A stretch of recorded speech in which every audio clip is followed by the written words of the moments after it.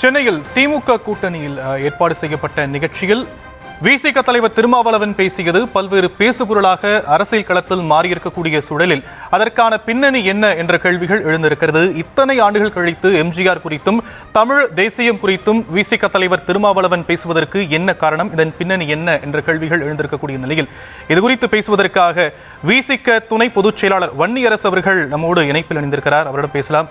Sir, இணைப்பில் வந்தமைக்கு நன்றி. தேசிய கட்சிகள் தமிழகத்தில் கால் ஊன்ற முடியாமல் போனதற்கு எம்ஜிஆர் தான் காரணம் அப்படிங்கிற ஒரு கருத்தை முன்வைத்திருக்கிறீங்க.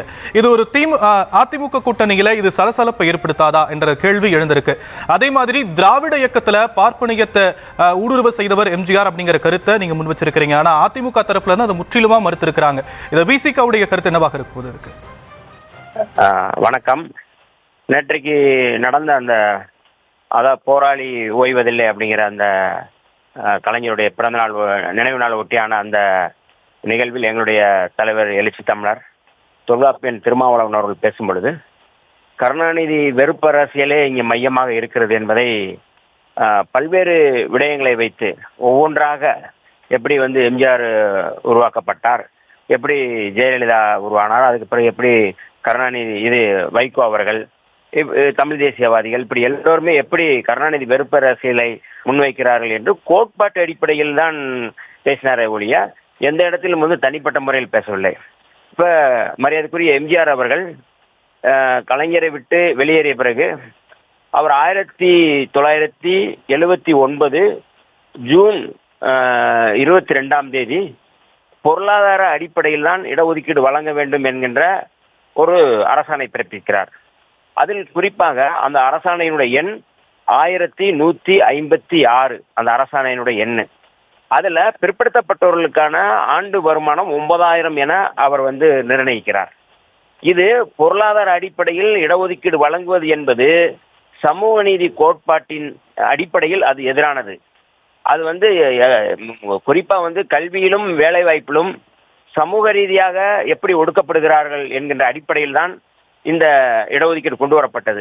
ஆனால் எம்ஜிஆர் அவர்கள் இந்த இடஒதுக்கீட்டை பொருளாதார அடிப்படையில் கொண்டு வந்தார். அதுதான் இன்னைக்கு பிஜேபி கொண்டு வந்திருக்கு. பிஜேபிக்கு முன்பாகவே எம்ஜிஆர் இந்த சட்டத்தை அரசாணையை பிறப்பித்தார். ஆனால் அந்த நாடாளுமன்ற தேர்தலிலே அப்பொழுது அவர் தோல்வி அடைந்ததன் அடிப்படையில் வெறும் 2 இடங்களில் தான் அவர் வெற்றி பெற முடிந்தது. அதற்கு பிறகு 1980 அந்த அரசாணையை திரும்ப பெற்றார். இது ஒரு கோட்பாட்டு அடிப்படையில் பார்ப்பனியத்தினுடைய கோட்பாட்டை உள்வாங்கி கொண்டு அவர் செயல்பட்டதால் தான் இந்த சட்டத்தை, இந்த அரசாணையை பிறப்பிக்க முடிகிறது. அந்த அடிப்படையில் தான் ஒரு பார்ப்பனிய தலைமையை ஜெயலலிதா போன்றவர்கள் சட்டப்பேரவையிலே நான் பாப்பாத்தி தான் என்று சொல்லக்கூடிய வகையில அந்த தலைமையை அவர் இன்னொரு இடத்துக்கு மாற்றினார். இவை எல்லாமே பார்ப்பனியத்தினுடைய, அதாவது கருணாநிதி வெறுப்பு அரசியலை முன்வைப்பதற்கு இதுவெல்லாம் ஒரு காரணம். இதற்கு பின்னாடி இந்த மாதிரியான பார்ப்பனிய சக்திகள் கோட்பாட்டு அடிப்படையில் அவர் இயக்கி வந்தார்கள் என்கின்ற ஒரு கோட்பாட்டு அடிப்படையிலான ஒரு செயலைத்தான் எங்களுடைய தலைவர் அவர்கள் அந்த உரையில் கூறினார் ஒழிய தனிப்பட்ட முறையில் அல்ல. அதிமுக இன்றைக்கு பாஜகவோடு இணைந்து செயல்படுவது, சங் பரிவார அமைப்புடைய கோட்பாட்டை புரிந்து கொண்டு அதிலே செயல்படுவது என்பதே எம்ஜிஆர் போட்ட விதையாத்தான் நாங்கள் பார்க்கின்றோம். ஜெயலலிதா அம்மையார் இடையில 2002 2004 அவங்க கொண்டு வந்த அந்த கட்டாய மதமாற்ற தடை சட்டம் இன்னைக்கு எல்லா மாநிலங்களையும் அது இருக்குது. அதுபோல ஆடுகோழி பலியீடு தடை சட்டம் அதை கொண்டு வந்தாங்க. அப்பெல்லாம் விடுதலை சிறுத்தைகள் இந்துத்துவ பண்பாட்டு திணிப்பு எதிர்ப்பு மாநாடு என்கின்ற ஒரு மாநாட்டை நடத்தி அதை பின்னாங்க வைத்தோம். ஆகவே இந்த அதிமுகவே முழுக்க ஒரு பார்ப்பனியத்தை உள்வாங்கி கொண்ட ஒரு அமைப்பாகத்தான் இருக்கிறது என்கின்ற பார்வை எங்களுக்கு இருக்கின்றது.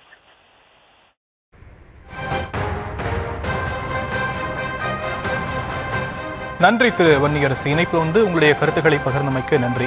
சட்டமன்ற தேர்தல் நெருங்கக்கூடிய நிலையில் அரசியல் கட்சியின் தலைவர்களுடைய பேச்சுக்கள் களத்தில் இதுபோன்ற ஒரு தாக்கத்தை ஏற்படுத்தும் என்பது கேள்வியாக இருக்கக்கூடிய சூழலில் இன்றைய தினம் விசிக தலைவருடைய இந்த பேச்சு களத்தில் இதுபோன்ற ஒரு தாக்கத்தை ஏற்படுத்தும் பேசுபொருளாக மாறியிருக்கக்கூடிய நிலையில் தொடர்ந்து இது குறித்த நேரலையை பார்க்கலாம்.